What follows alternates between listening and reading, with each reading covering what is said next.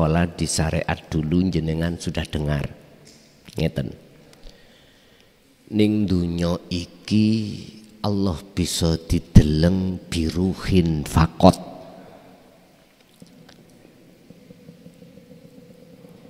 Dengan ruh saja. Tapi di akhirat sak blegeri, gampangane. Pernah dengar jenengan?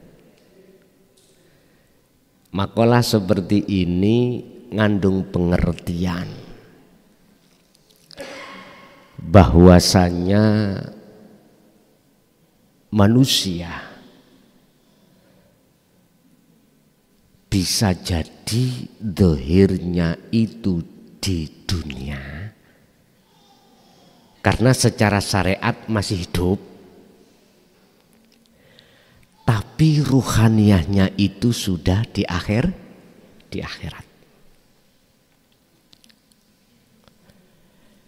Indahnya ketika memandang wajah Allah itu laksana satu kenikmatan yang tidak bisa diukur dengan kenikmatan dunia. Ini di dunia, apalagi di akhirat. Akhirat miturut bahasanya orang syariat. 1, 2 makalah. Di dunia Allah tidak bisa kita lihat.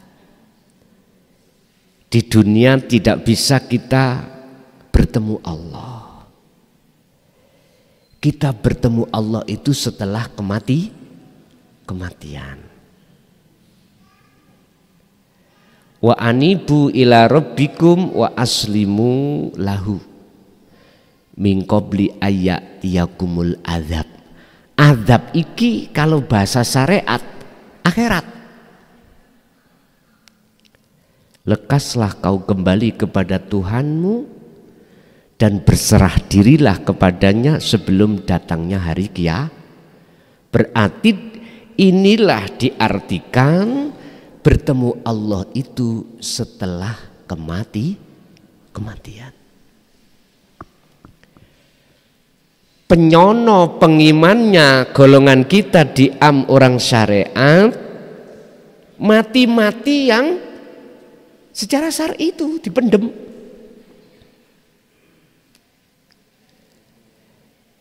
Tapi izinkanlah kami akan berbicara dari kacamata hakikat. Aslinya bagaimana? Ini sesuai dengan materi kita. Kalau di dunia ini hatimu sudah mendem jeru di bumi humul keakuanmu, berarti keakuanmu mati wis. Mati.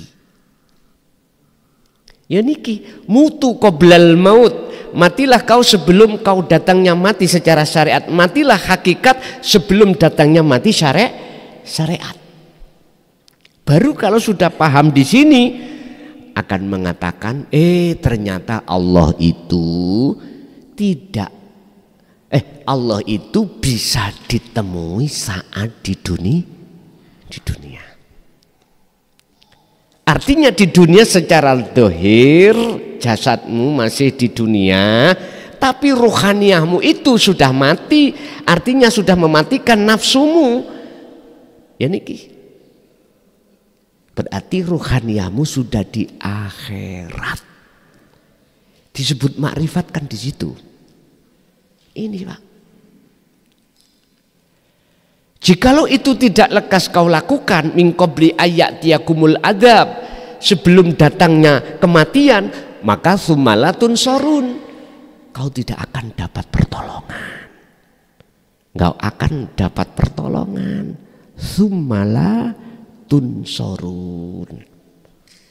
Berarti kebalikan ayat ini, jikalau belum datangnya kematian, Anda sudah kembali kepada Tuhanmu, maka summatun sorun, lanafinya dihilangkan, hilang, maka kau dapat pertolongan.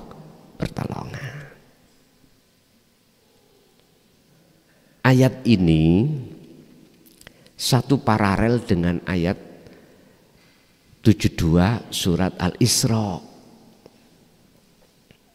Apa? Barang siapa di dunia mata hatinya buta pada Allah. Karena ketutupan aku tadi Pak ya.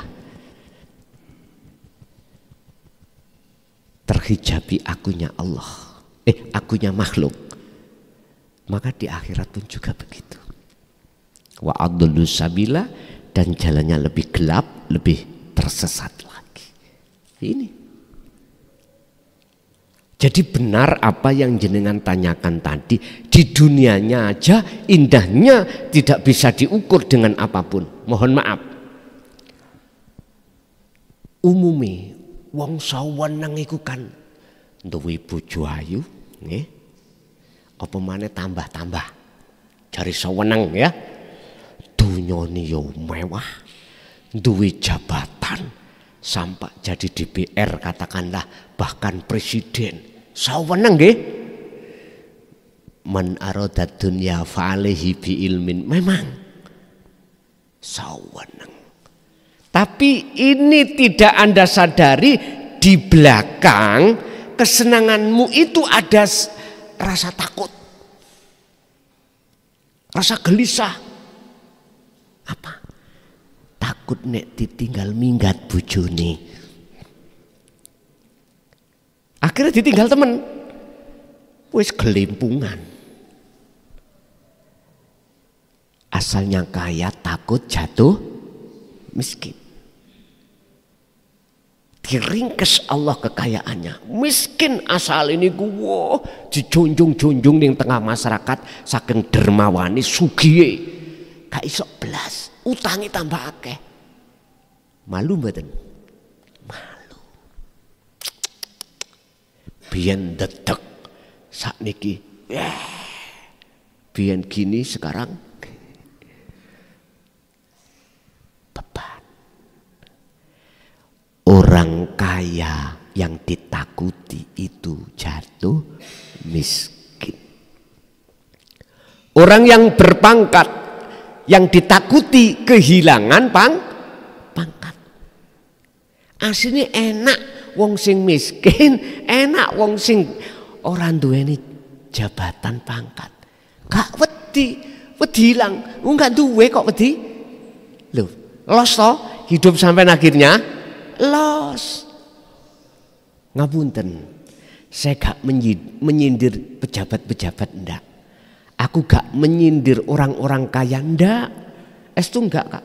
Aku gak geding ambek orang kaya, orang yang punya jabat. Enggak.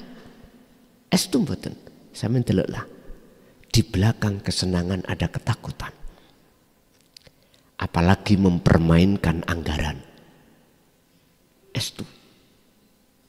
Ada panggilan KPK. Mriki Pak. Nyut. Mangan ora enak, turu ora nyenyak. Ndu estu. Sing sugih takut jatuh miskin.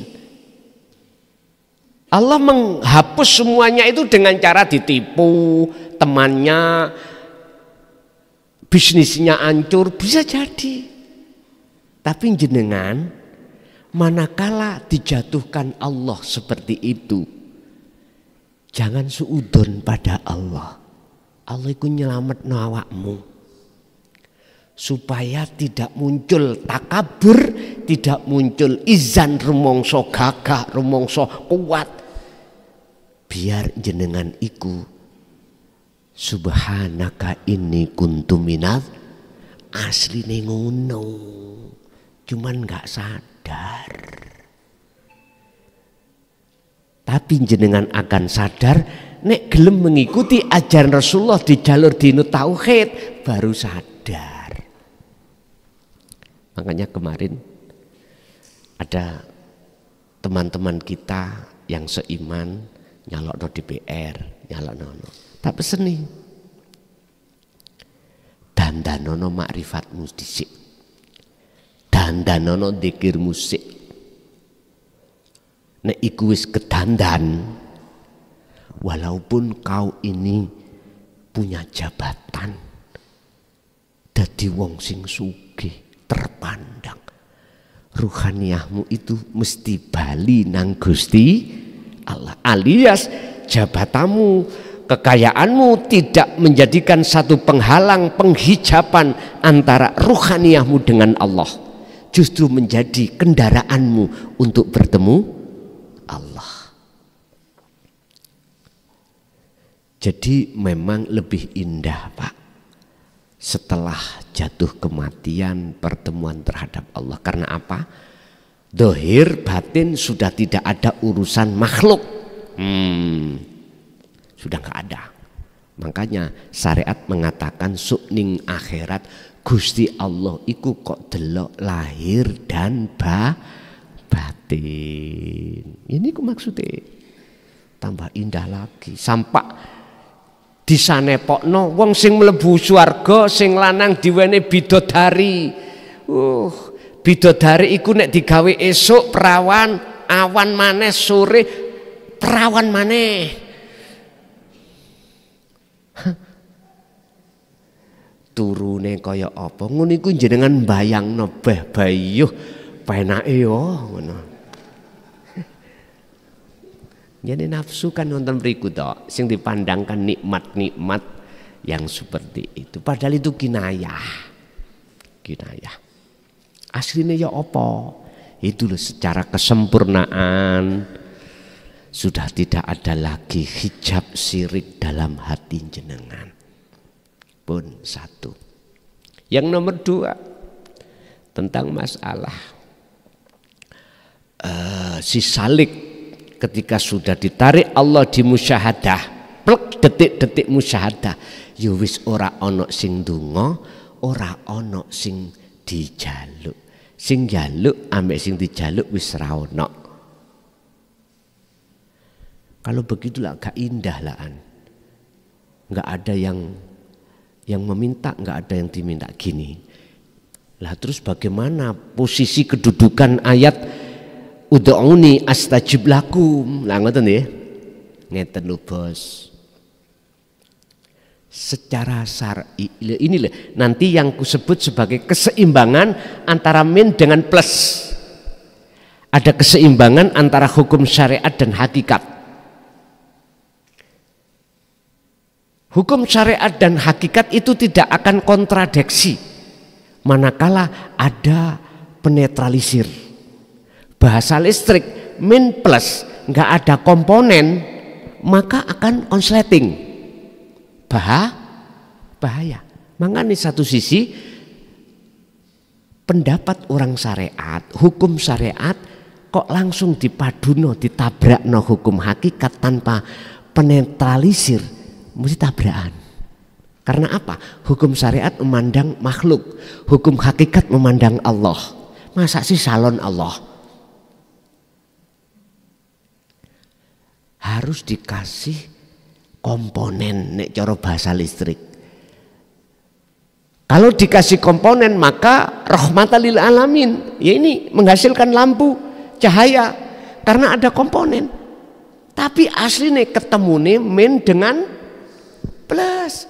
Berhubung ada komponen-komponen yang menetralisir di dalamnya, akhirnya muncullah lampu cahaya ini.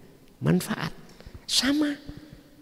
Satu sisi secara hakikat hukum syariat dan hakikat mboten tabrakan manakala ada penetralisir. Artinya apa? Gini, inilah perlunya sistem wasilun itu di situ, sehingga jenengan diletakkan Allah di khawasul khawas, di mana antara Baitul Ma'mur, Masjidil Haram dengan Baitul Ma'mur dan Sidratul Muntaha itu mboten tabrakan. Artinya apa hukum syariat yang terjadi pada diri Anda, hukum hakikat buktinya keakuan dirimu sudah tiada. Ngoten lho maksudnya. Tetap secara syariat dohir jenengan dungo. Itu miturut pandangan orang lain jenengan dungo. Tapi keadaan ruhaniah jenengan mboten donga. Posisi jenengan ini ditajali Allah. Masa sih Allah ndonga? Mboten mungkin toh? Mboten mungkin. Itulah yang disebut sifat jaiznya Allah. Makanya tidak ada yang meminta dan yang diminta. Ini biasanya terjadi pada golongan yang melakukan pertemuan terhadap Allah dari wasilun, dari bawah ke atas. Beda kalau dari sistem majedubun, dari atas nyelorot ke bawah. Akhirnya jenengan tetap kondisional. Kondisi dikala sikon syariat harus dilakukan, tetap itu berjalan. Tapi ruhaniyah sampean sudah tinggalkan itu syariat. Ruhaniyah jenengan sudah meniadakan keakuan diri. Dulu saya pernah mengatakan sholat 5 waktu itu wajib dijalankan. Dasari Al-Baqarah 238, hafidu ala sholawah, wajib. Tapi kalau Anda sudah masuk di dalam dunia hakikat makrifat, sudah dimusyahadah, tinggalkan itu. Artinya tinggalkan, keakuan dirimu yang melakukan itu ditinggalkan. Itu disebut wassolatil wusta, sholat secara hakikat makrifat. Makanya sing gak bingung, sing bingung mesti ngene. Loh, jarene wajib dilakoni. Kok ya luwih wajib tinggalkan di situ. Maksudnya ngeten, keakuanmu saat melakukan itu tinggalkan. Otomatis keakuan Allah. Terus jangan kok simpulkan, berarti Gusti Allah sembahyang ya. Gusti Allah sholat ya. Itu kesimpulan konyol. Oke, biar apa? Netral. Itulah yang dimaksud qadim ala qadim. Puji Allah terhadap dirinya sendiri. Karena sudah selain Allah la maujud. Orang lain mengatakan berdoa, tapi bagi Anda sudah tidak. Karena diri Anda sudah tiada. Bagaimana Anda dikatakan berdoa, wong Anda sudah tidak ada. Begitulah Pak ya. Oke. Jadi kepingin biar iku indah, larilah kau lewat sistem wasilun. Nanti jatuhnya di khawasul khawas, baru manis seperti beliau Rasulullah. Makanya ada 4 kerasulan, sifatnya ada 4: sidik, fatonah, amanah, tabligh. Tapi kalau pakai sistem majedu pun buat nenten iki pun jadab pun buat nenten. Tambah lagi 2 lagi orang.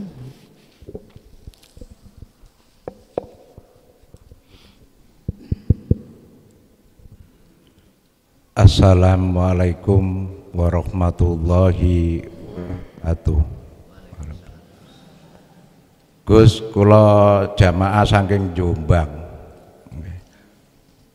Saya tak pujian mawon mengke kaliten surah Anbiya ayat 25 mengke jenengan terangaken nek mantun kula pujian. Subhanallah suci neng ati, alhamdulillah muji neng Gusti, la ilaha illallah, ana rupa urip sejati. Allahu Akbar mung ana Gusti, Maha Agung kang murbeng dumati, sing sapa wonge bisa angerteni sejatining diri sak temene Gusti. La ilaha illallah, la ilaha illahuwa, la ilaha illa anta, la ilaha illa ana. Kalian ten surah Anbiya ayat 25. Bismillah. Wa ma arsalna min qablika mir rasulin ila nuki ilaihi annahu la ilaha illa ana fa'budun. Tolong jenengan jelas nih Gus. Assalamualaikum warahmatullahi wabarakatuh. Waalaikumsalam warahmatullahi wabarakatuh. Itu tadi ungkapan syair tatkala ruhaniyah jatuhnya sudah di ahad. Tapi ingat, paham ilmunya belum tentu sudah dikatakan di ahad. Jikalau tidak wa amilu sholihah. Wal asri innal insana lafi khusrin illalladzina amanu, harus diteruskan wa amilus sholihah. Seperti kita ngajiku masih tarafnya ilmu, Pak. Apa yang ku sampaikan itu tarafnya ilmu, buahnya adalah faham. Akhirnya muncul iman, amanu. Mestinya harus wa amilus, harus sampean praktek deh. Buktekno iman jenengan kalau diri ini Allah. Lagi kudu dituturno dalane carane. Akhirnya dibukalah tentang tauhid anta wa ana. Paham langsung. Lah jenengan praktek inilah yang disebut kholwat. Apa sih artinya kholwat? Yakfur bittauhuti wa yu'min billah. Tinggalkan selain Allah. Kalau sudah Anda tinggalkan wa yu'min billah, imanmu akan benar-benar hanya pada Allah. Kata Rasul, iman yang benar disebut ihsan. Tarkib ihsan definisi antak budallaha ka'annaka taroh. Ketika kau menyembah seakan-akan bisa melihat wujudnya Allah. Fa'ilam taroh, apabila Anda tidak tahu Allah, maka Anda seakan-akan selalu dilihat. Nah, itulah proses su'aul basirah ke ainul basirah. Wis, harus dilakoni, gak dipahami. Kita buka di dalam surah Al-Anbiya ayat 25 terkait inti wahyu Allah yang pasti diberikan setiap utusan Allah. Berarti dikatakan Rasul manakala mengemban wahyu ini, dan tidak dikatakan Rasul manakala tidak mengemban wahyu ini. Wa ma arsalnaka wa ma arsalna min qablika wa ma arsalna lan ora tau ngutus sapa ingsun Allah min qablika kang sadurunge sira Muhammad. Aku tidak pernah mengutus utusan sebelummu Muhammad. Mir rasulin, dari satu utusan, illa nuhiya, kecuali harus membawa inti wahyuku. Apa inti wahyu? Ilaihi annahu rupane la ilaha illa ana. Pun habis. Bagaimanakah la ilaha illa ana iki? Monggo. Secara lugat kita artikan tidak ada Tuhan yang wajib disembah kecuali ana. Sebelum ana anta. Anta itu masih ada dua. Anta engkau ya Allah. ana makhluk, berarti Allah masih rahasia. Cuman wis dekat.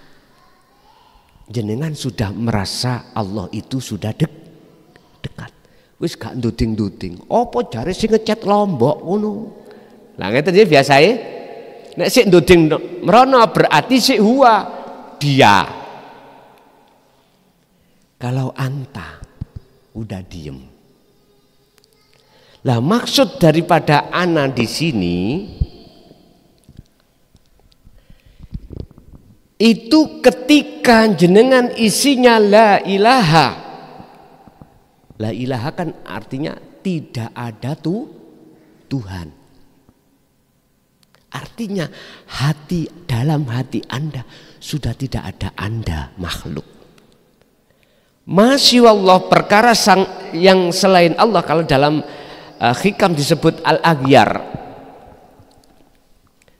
perkara selain Allah, perkara selain anak Allah itu sudah tiada dalam diri Anda, barulah isbat, maka jelas akan muncul anak Allahnya.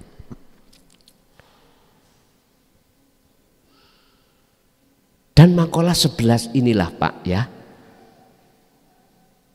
maksudnya nafi isbat atau mendem jeruning bumi humul, meniadakan selain ana, termasuk bahasa anta wa ana tadi. Allah dengan hamba itu sudah tidak ada, harus akhirnya tinggal ana. Dalam hadits qudsi Allah bersabda, janganlah kau menyebut jangan menyembah kau namaku, sifatku atau zatku hidup, sembahlah aku. Ya iki maksudnya. Artinya semua utusan Allah yang kita sebut sebagai Rasul wajib menjelaskan kedudukan ayat ini terhadap umatnya masing-masing. Wajib. Sebab setelah ana fa'budun itu kata perintah, supaya kita itu betul-betul menyembah kepadanya.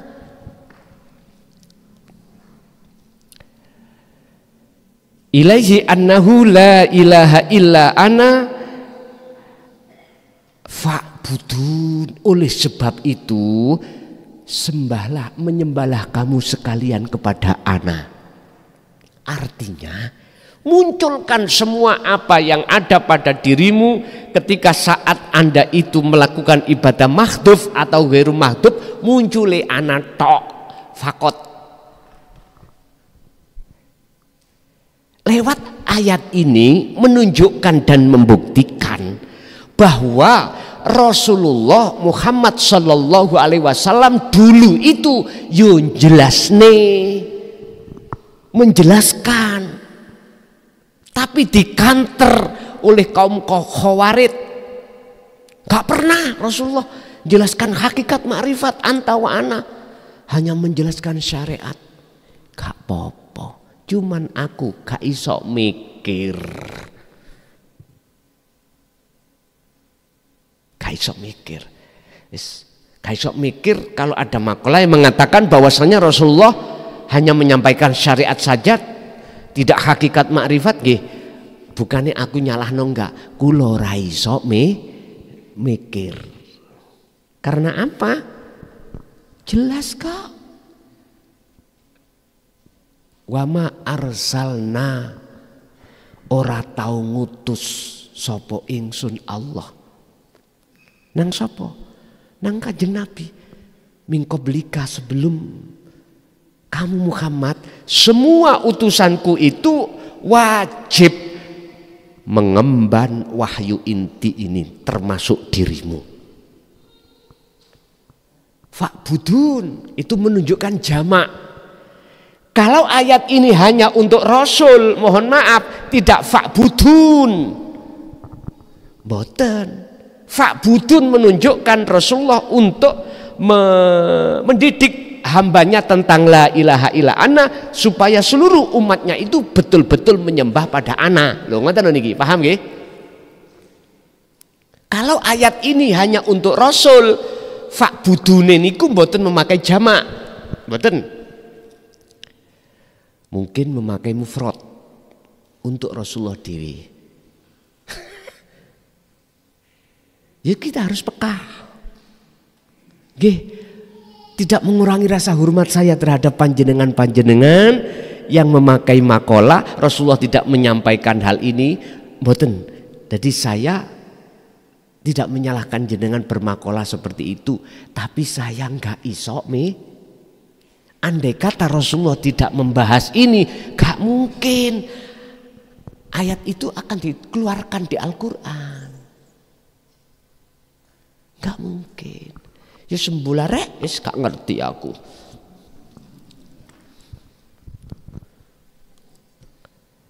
Mungkin pandangannya yang berbeda, hanya itu pandangan. Mengapa saya kok ya kekeh menyampaikan hal ini? Karena memang Qur'annya bicara begitu. Sekalipun ini berat kurasa, pahit kurasa, dan dampaknya, resikonya terhadap diri saya itu dihujat dan dihina, rapopo. Tapi prinsip saya karena ini benar.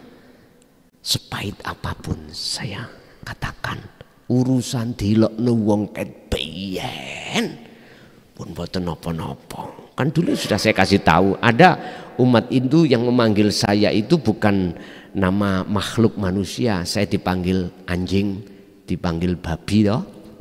Mboten napa-napa. Gak salah mereka itu. Kalau paham mboten ngoten.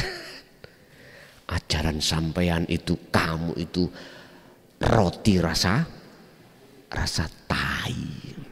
Ya wis gak apa-apa. Mboten napa-napa. Ben gak dawa-dawa ula ya gak usah tak tanggapi, ngeten mawon, sambil nunggu barangkali suatu saat dia dapat hidayah dari Allah. Lho ngeten lho. Ngene gak iso dhek ya mbuh anake. Lho ngeten dah.